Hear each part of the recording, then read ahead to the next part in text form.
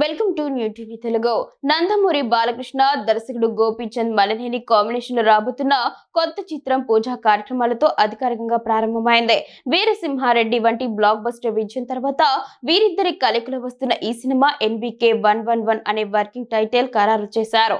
సుబ్రహ్మణ్య షష్ఠి పర్వదినాన్ని పురస్కరించుకొని హైదరాబాద్ లోని రామానాయుడు స్టూడియోస్ లో ఈ వేడుకను ఘనంగా నిర్వహించారు. ఈ కార్యక్రమానికి దర్శకులు బోయపాటి శ్రీను, బాబీ కొల్లి, బుచ్చిబాబు, నిర్మాత KS రామారావు తదితర సినీ ప్రముఖులు హాజరయ్యారు.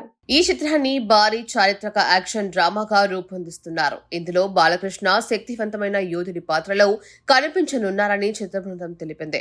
గోపీచంద్ మలినేని ఈ సినిమా కోసం ప్రత్యేక శ్రద్ధ తీసుకుంటూ అంతర్జాతీయ స్థాయిలో యాక్షన్ సన్నివేశాలను తీర్చిదిద్దేందుకు ప్లాన్ చేస్తున్నారు. ఈ చిత్రంలో బాలకృష్ణ సరసన స్టార్ హీరోయిన్ నయనతార నటిస్తున్నారు. సింహ, శ్రీరామరాజ్యం చిత్రాల తర్వాత వీరిద్దరి కాంబినేషన్ పునరావృతం అవుతుండటంతో సినిమాపై అంచనాలు భారీగా పెరిగాయి.